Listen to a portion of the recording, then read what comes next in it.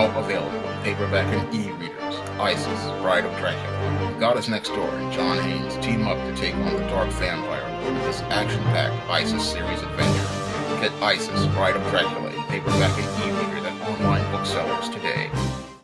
When I think about the last 2 decades and the enduring popularity of superheroes in media such as film, television, and licensed merchandising such as t shirts, action figures, and video games, I lament the missed opportunity by comic book publishers to capitalize on that popularity to reach a new generation of readers. When superhero movies at an all time high in popularity and superhero merchandise at an all time high, comic book sales are at an all time low. And the reason why comic book sales are at an all time low is because the industry is just not in a place where it's ready to compete for the audience of new readers or to reach the audience of new readers. And the damage that was done back in the 1990s has impeded the ability of the comic book industry to grow. In fact, it has led to the industry literally being on the brink of collapse. And the laying of that foundation was way back in the 1990s when Marvel decided to buy Heroes World. Now, when Marvel bought Heroes World, they wanted to get into the distribution business. Unfortunately, when they bought Heroes World, that led to several other distributors winding up going out of business, and that led to only Diamond being the only distributor for comic books. And when Diamond became a monopoly, that literally choked the life out of the comic book industry and prevented it from being able to compete with other forms of media. With the Diamond monopoly, comic books were restricted to being only sold in comic book stores because mainstream retailers require that products be returnable. And Diamond insists that comic books remain non returnable. And because comic books are not returnable, this is why supermarkets don't stock comic books, grocery stores don't stock comic books, and chains like Rite Aid and other drugstores don't stock comic books. Because when it comes down to mainstream retail, it works like this: they need products to be returnable for store credit on next month's publications, or they have no incentive to stock those publications. And once the distribution wound up in Diamond's hands and it became non returnable, the only place you could buy a comic book was a comic shop. And that limited the ability of the comic book industry to grow and capitalize on the popularity of these characters as film studios began adapting these characters for the silver screen. When they started adapting these characters again in films like '98's Blade, 2000's X-Men,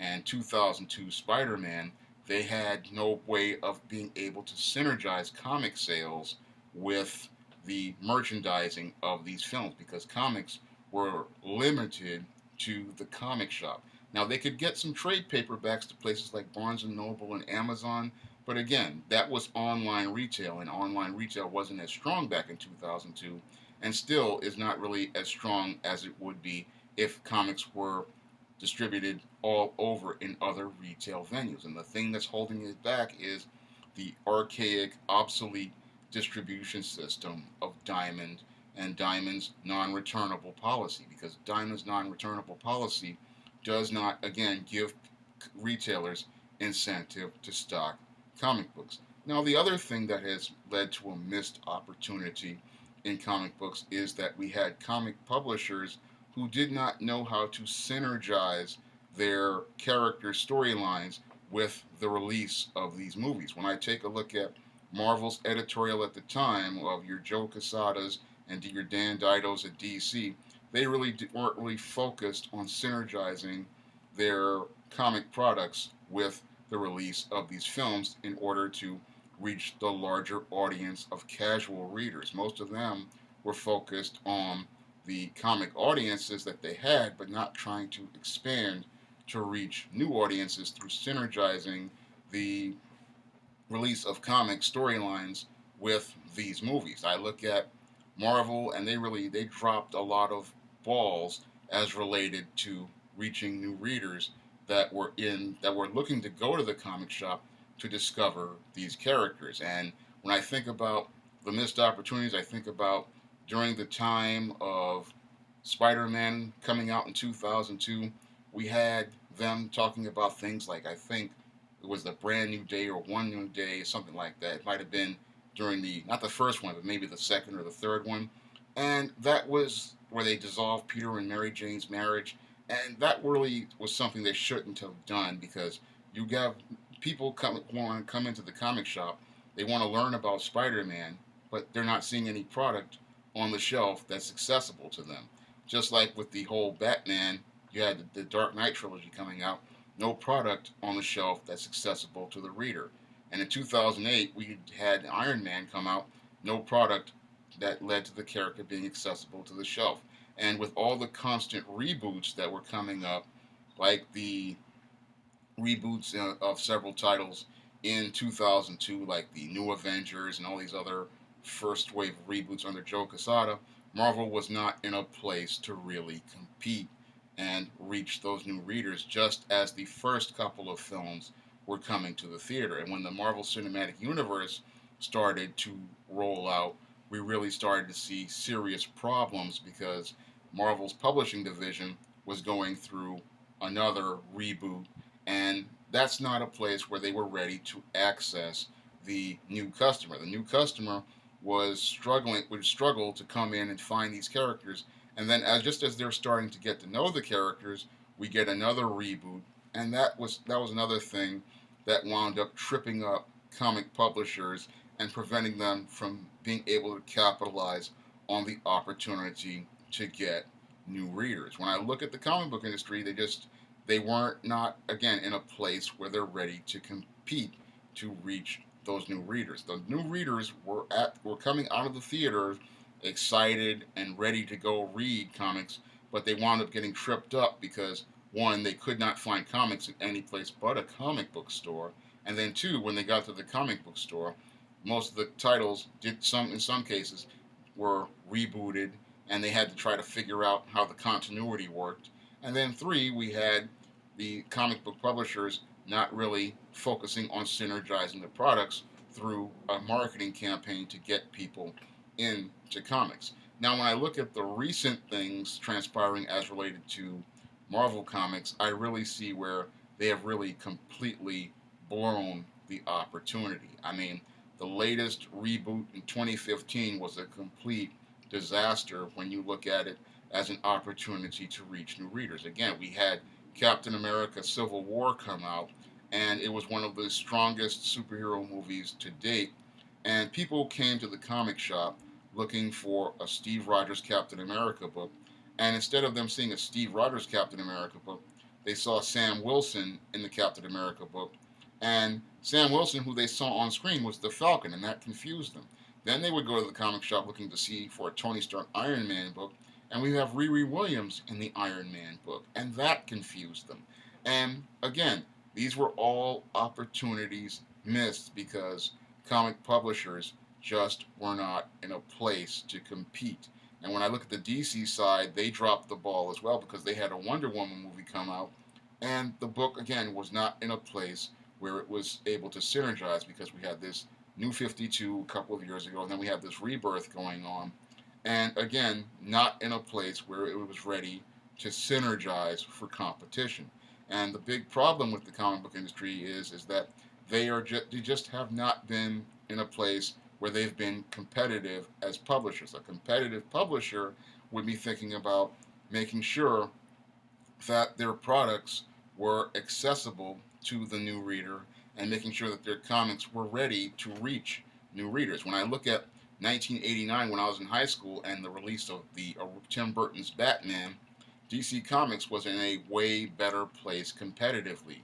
And because they were able to synergize the Batman comic with the other Batman merchandise, they were able to sell more Batman comics and increase his visibility with a new generation of readers. And that's what led to the Batman character becoming an American icon for the next generation and enduring in popularity, because DC was able to synergize Batman in '89 with the merchandising, with the licensing, with the action figures, and with the comic books, And because those comics were in places like grocery stores, candy stores, drug stores, people were able to find Batman, and discover Batman comics.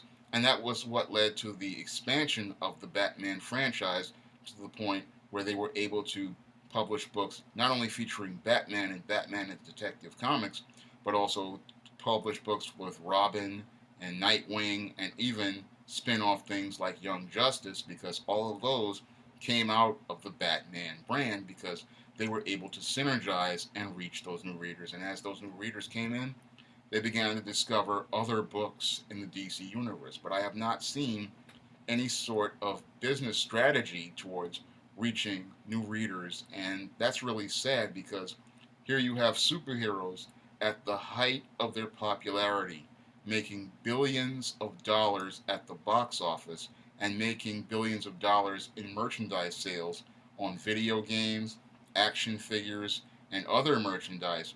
But the product that laid the foundation for their popularity, in most cases, can't even get 30,000 orders or 40,000 orders, and the most popular character, Batman, barely gets 100,000 orders, and he probably sells more than that in one single action figure from Mattel in a Toys R Us.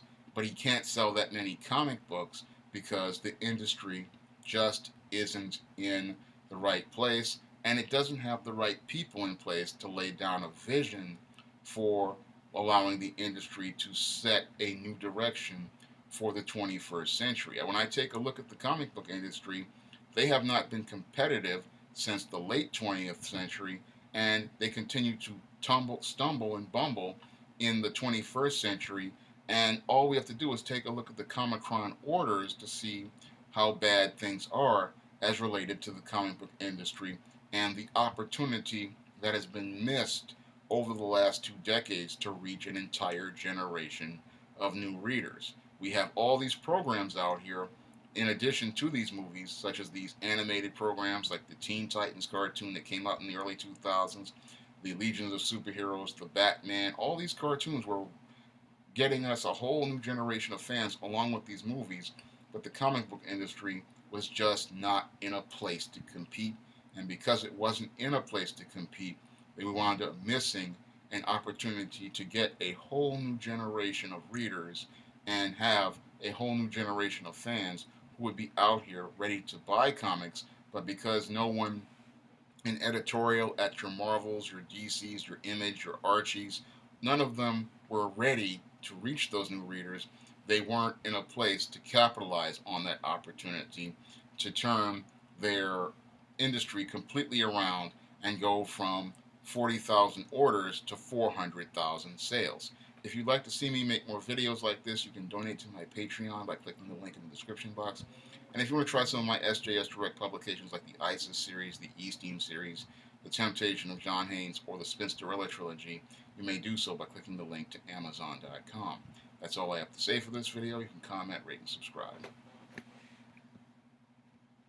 Now available in paperback and e-readers, E-Steam Essential, The Deviler's Diva reaches a turning point in her life in this powerful E-Steam series story. Get E-Steam Essential at online booksellers today.